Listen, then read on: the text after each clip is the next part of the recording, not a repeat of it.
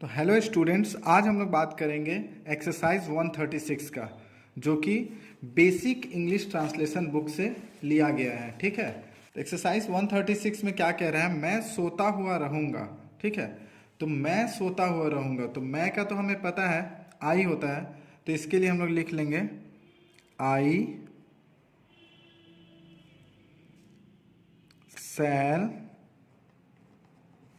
Have been sleeping. ठीक है, I shall have been sleeping. I shall have been, ठीक है, मैं सोता हुआ रहूंगा, मतलब मैं सोता हुआ रहूंगा, मैं खाता हुआ रहूंगा। इस टाइप से रहे तो आपको शैल हैव का यूज करना है। ठीक है, जब भी इस टाइप का आपको दिखे तो आपको शैल हैव का इसमें यूज करना पड़ता है।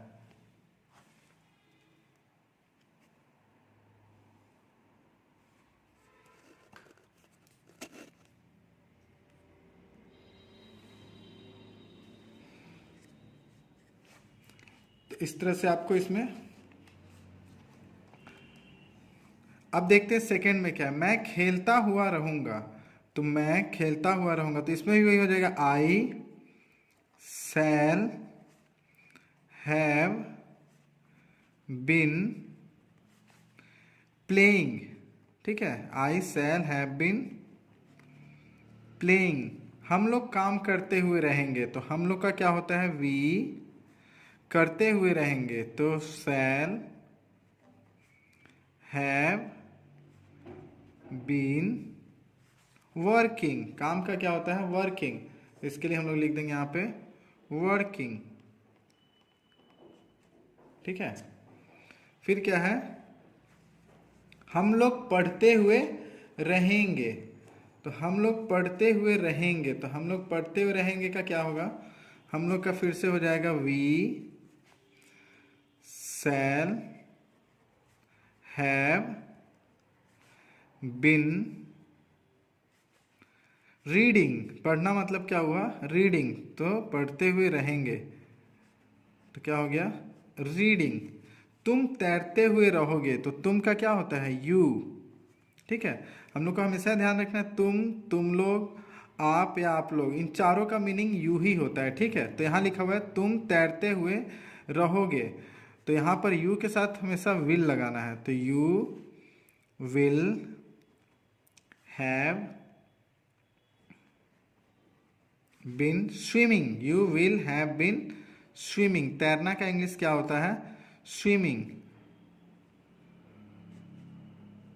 ठीक है, फिर क्या? आप पढ़ाते हुए रहोगे, तो मैंने पहले भी कहा तुम, आप लोग सबका इंग्लिश यू ही होता है, तो यहाँ पर भी यू ही लगाना है। यू विल हैव बिन, पढ़ाते हुए रहेंगे, तो पढ़ना का इंग्लिश तो रीडिंग होता है, लेकिन पढ़ाना का इंग्लिश टीचिंग होता है, तो यहाँ पे लिखेंगे टीचिंग। ठीक है, रीता नाचती हुई रहेगी, तो रीता का लिख देंगे REET, रीता। ठीक है, और रीता चूंकि सिंगुलर है, तो यहाँ पे लग जाएगा विल। रीता विल हैव बिन, नाचना का क्या होता है? डांस, तो यहाँ पे हो जाएगा dancing. Rita will have been dancing. वे लोग टहलते हुए रहेंगे, तो वे लोग का इंग्लिश क्या होता है? दे, THEY, दे मतलब होता है वे लोग, तो यहां पर लिख देंगे दे विल हैव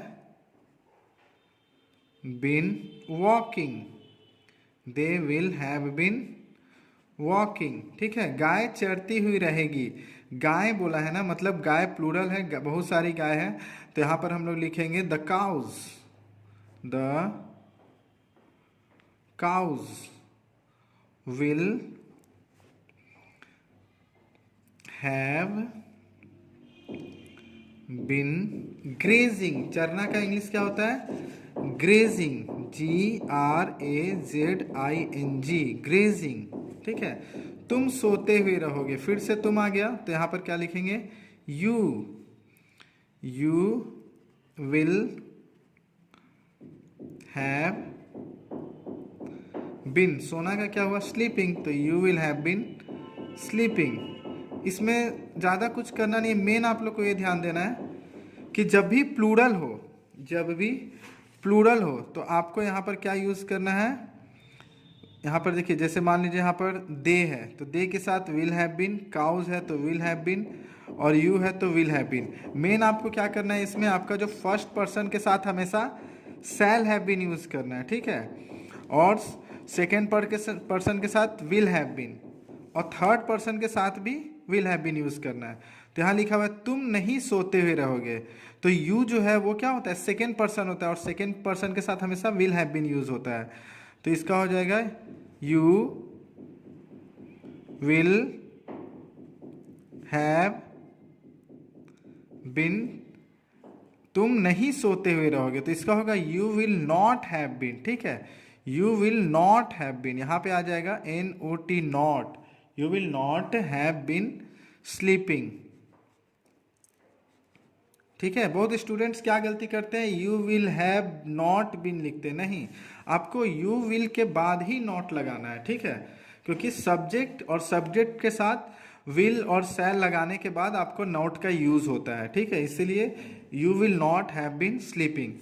अब क्या लिखा है, क्या तुम सोते हुए रहोगे, तो ये एक इंट्रोगेटिव सेंटेंस है इसलिए इसमें क्वेश्चन मार्क लगा हुआ है, तो क्या तुम सोते हुए रहोगे, तो इसका हो जाएगा विल, पहले ही तुम मतलब हो गया यू, और यू सेकेंड पर्सन है तो इसे पहले ही विल लगाना होगा because it's a interrogative sentence. So will you have been sleeping, ठीक है।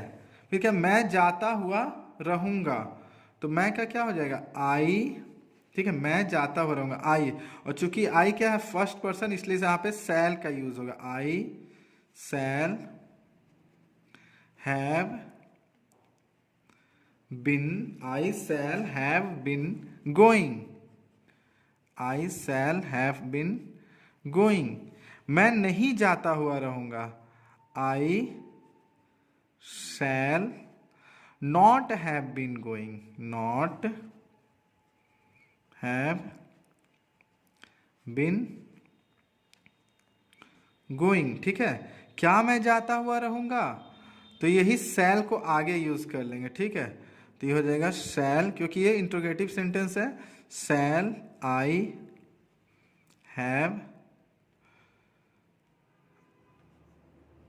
Been going, shall I have been going, और यहाँ पे क्वेश्चन मार्क दे देंगे क्योंकि ये क्वेश्चन है, और यहाँ पे भी विल यू हैव बीन में भी क्वेश्चन मार्क देंगे क्योंकि ये क्वेश्चन है, ठीक है। तो इस तरह से हमारा 136 जो एक्सरसाइज था वो फिनिश होता है, ठीक है।